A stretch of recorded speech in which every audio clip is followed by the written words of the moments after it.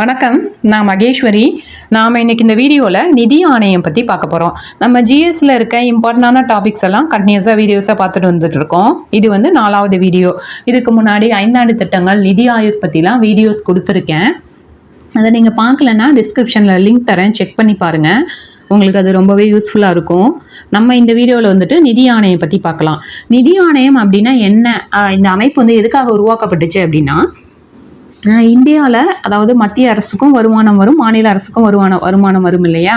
அப்போ இந்த மத்திய அரசுக்கு ஒரு வருமானம் வருது அப்படின்னா மத்திய மாநில அரசுகளுக்கிடையே அதை எப்படி பகிர்ந்து கொடுத்துக்கணும் அப்படிங்கிறதுக்காகவும், இந்தியாவோட நிதி நிலைமையை மேம்படுத்துறதுக்காகவும், அதுக்காக பரிந்துரையை வழங்குறதுக்காகவும் உருவாக்கப்பட்ட அமைப்பு தான் நிதி ஆணையம்.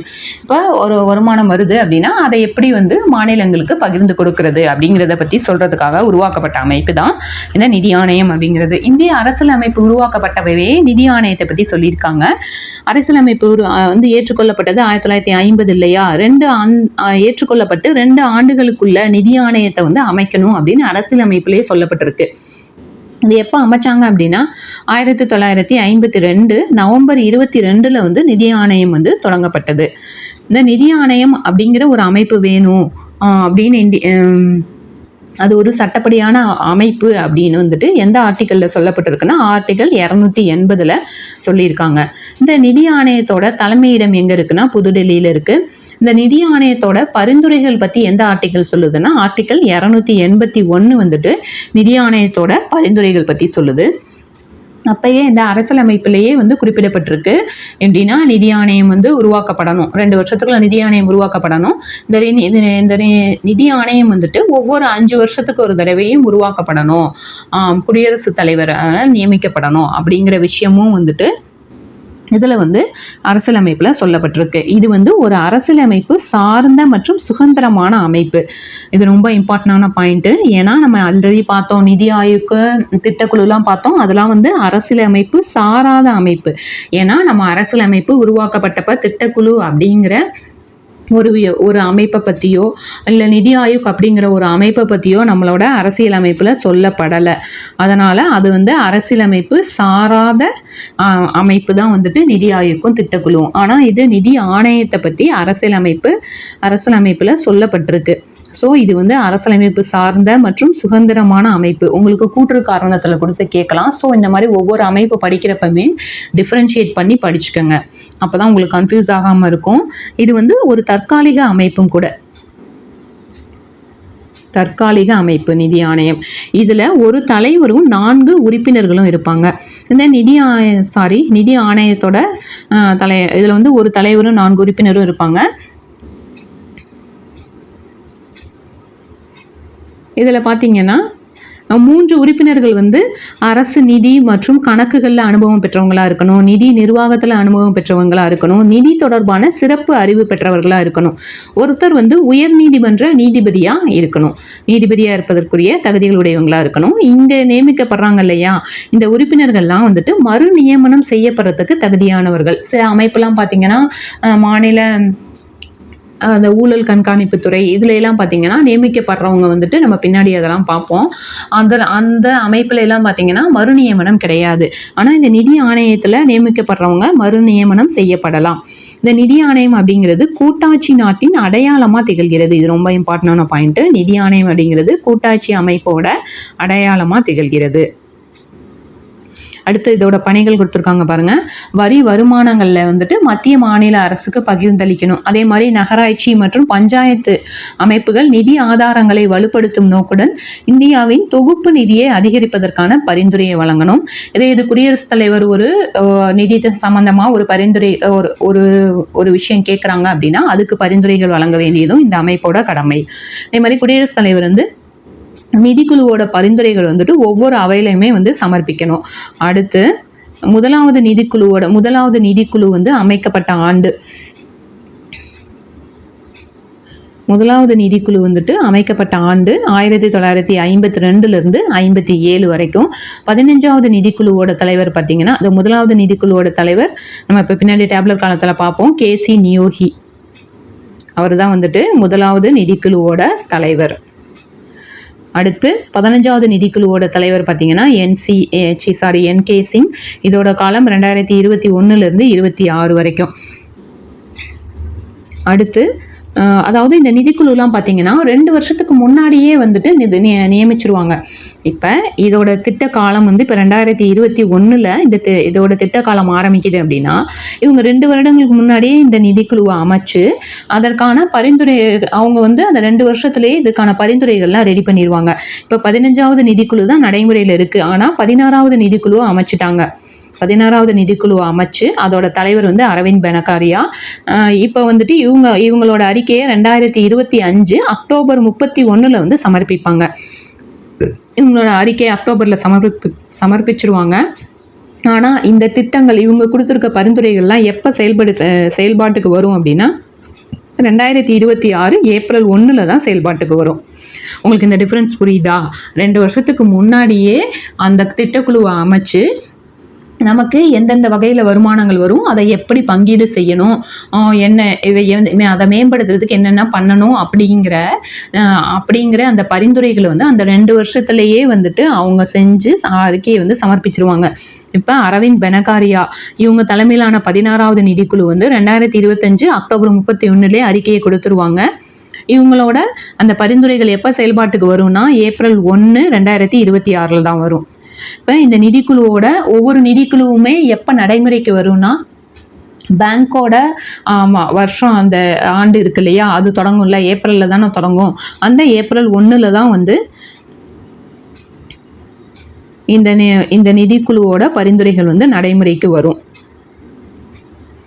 நம்ம இந்த டேப்லெட் காலமும் பார்த்துடலாம். இது ரொம்ப இம்பார்ட்டன்டானது. இதை வந்து உங்களுக்கு அடிக்கடி பொறுத்துகளை கொடுத்து கேட்குறாங்க. ஸோ இது எல்லாமே நீங்கள் வந்து இயரோட ஞாபகம் வச்சு தான் ஆகணும். இப்போ நீங்கள் செயல்படும் காலம் கூட தேவையில்லை, இதை வச்சு கூட இதை மட்டும் பார்த்துக்கோங்க. இந்த ஆர்டரில் இயர் பார்த்துக்கோங்க.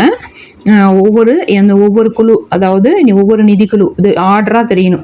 1 அந்த 16 வரைக்குமே உங்களுக்கு ஆர்டராக தெரியும். ஓகே, நம்ம 16வது நிதிக்குழுவோட தலைவர் வந்து அரவிந்த் பெனகாரியான்னு பார்த்தோம் இல்லையா. இவரை பற்றி நம்ம ஏற்கனவே வீடியோவில் பார்த்துருக்கோம்.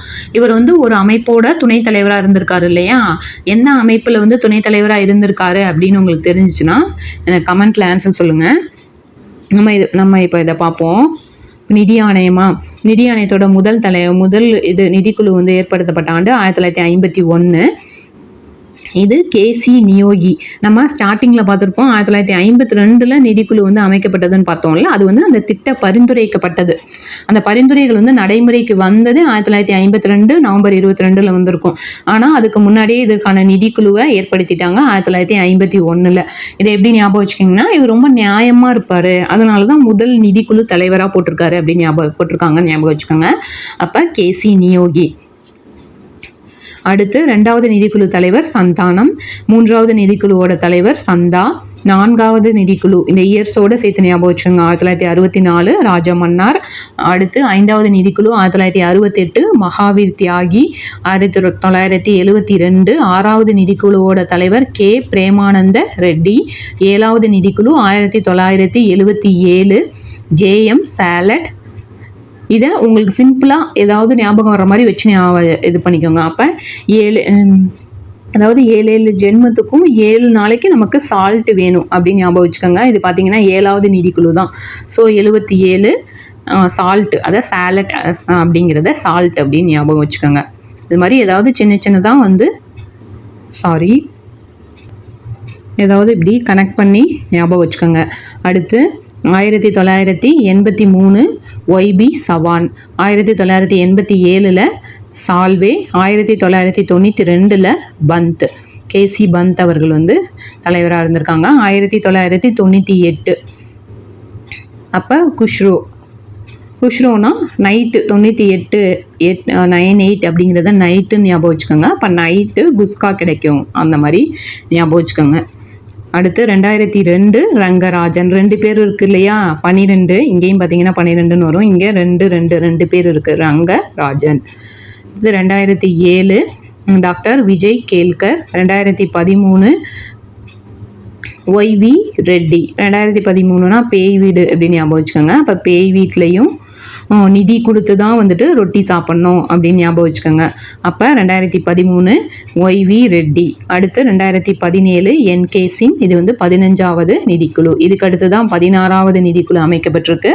அதோட தலைவர் தான் வந்து அரவிந்த் பனகாரியா. அதோட இது எப்போ நடைமுறைக்கு வரும்னு பார்த்தோம்.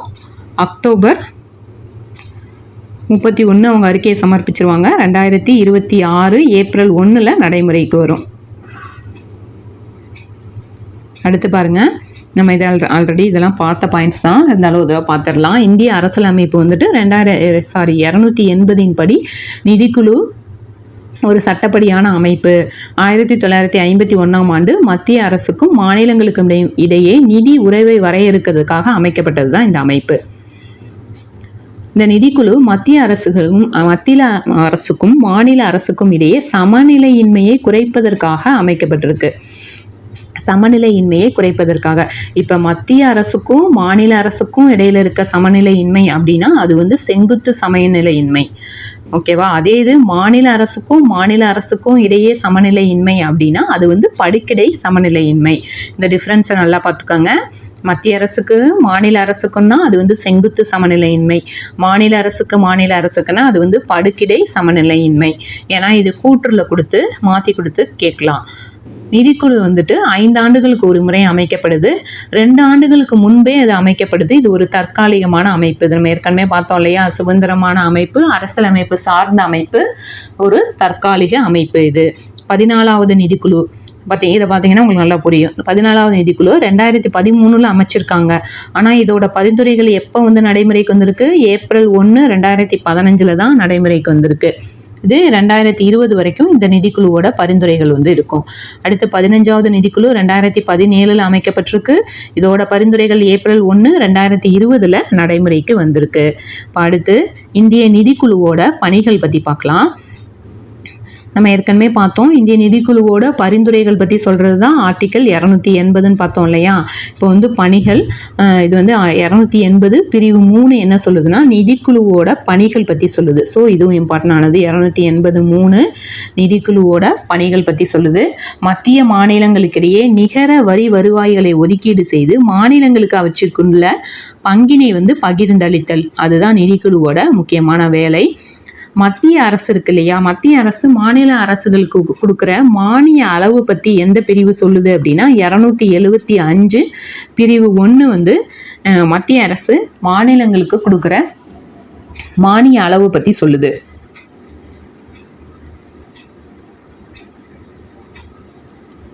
அடுத்து வரி பங்கீடு பாருங்க. மாநிலங்களுக்கு, அதாவது ஜிஎஸ்டியில் கொடுத்துருக்காங்க. ஜிஎஸ்டியின் படி மாநில அரசுக்கு வந்துட்டு 50%. ஜிஎஸ்டியோட படி மாநில அரசு 50% பெறுது. இந்த வரி பங்கீடு வந்து மாநிலங்களுக்கு 42%, மத்திய அரசுக்கு வந்து 58% கொடுத்துருக்காங்க. இது நம்ம ஏற்கனவே பார்த்த பாயிண்ட்ஸ் தான் இங்கே கொடுத்துருக்காங்க. ஸோ இந்த சதவீதமும் பார்த்துக்கோங்க. அடுத்து நல்ல திடமான நிதியை நிலைநாட்டும் வண்ணம் இந்திய குடியரசுத் தலைவரால் பார்வைக்கு கொண்டு செல்ல வேண்டிய விவரங்கள், ஏனைய சிக்கல்கள் ஆகிய கடன் நிவாரணம், மாநிலங்களுக்கு வழங்குகின்ற இயற்கை சீற்றத்திற்கான நிதி, துணை ஆய்வு தீர்வைகள் முதலானவை. அதாவது நிதி நிலைமையை பற்றி வந்து இந்த நிதி ஆணையம் வந்து சொல்லுது. நிதி நிலைமைக்கான பரிந்துரைகளை பற்றி கொடுக்குது. அதை தான் இங்கே கொடுத்துருக்காங்க. இந்த பாயிண்ட்டை சும்மா ஜஸ்ட் ரீட் பண்ணிக்கோங்க. அடுத்து நம்ம மாநில நிதி ஆணையம் பற்றியுமே பார்த்துடலாம். மாநில நிதி ஆணையம் வந்துட்டு 73வது அரசியலமைப்பு சட்ட திருத்தம் 1992 தான் 73வது அரசியலமைப்பு சட்ட திருத்தம் வந்திருக்கும் இல்லையா? அதன்படி தான் வந்துட்டு மாநில நிதி ஆணையங்கள் வந்து அமைக்கப்பட்டன. மாநில நிதி ஆணையம் பற்றி சொல்கிற ஆர்டிக்கல் எது அப்படின்னா 243I 243Y. இது ரெண்டும் தான் வந்துட்டு மாநில நிதி ஆணையங்கள் பற்றி சொல்லுது. அடுத்து பஞ்சாயத்தோட இவங்களோட இந்த மாநில நிதி ஆணையத்தோட பணி என்ன அப்படின்னா, பஞ்சாயத்துகளின் நிதி நிலைகளை வந்து பரிசீலித்து பரிந்துரை அளிக்கிறது தான் வந்து இதோட முக்கிய பணி. அதோட நிதி நிலைகளை பார்த்து தொகுப்பு நிதி அதிகரிக்கிறதுக்கு ஏற்ற மாதிரி எப்படி வந்து பஞ்சாயத்துகளுக்கும் நகராட்சிகளுக்கும் மாநில அரசு பகிர்ந்து கொடுக்கணும் அப்படிங்கிறத சொல்றது தான் இந்த மாநில நிதி ஆணையத்தோட வேலை. தமிழ்நாடு நிதி ஆணையம் வந்து 1994 வந்து அமைக்கப்பட்டது. இதோட தலைவர் வந்துட்டு ஆறுமுகம். முதல் தலைவர் வந்து ஆறுமுகம். தற்போதைய நிதி ஆணையம் இப்போ வந்து 7வது நிதி ஆணையம் இருக்கு. அதோட தலைவராக நியமிக்கப்பட்டிருக்கவங்க, அதாவது 2025 நிதி ஆணையத்தோட தலைவராக நியமிக்கப்பட்டிருக்கவங்க கே அலாவுதீன். ஸோ நிதி ஆணையத்தை பற்றின இன்ஃபர்மேஷன்ஸ் இவ்வளோ தான். ஸோ நல்லா நோட் பண்ணி படிச்சுக்கோங்க. நம்ம இன்னொரு வீடியோவில் பார்க்கலாம். தேங்க்யூ.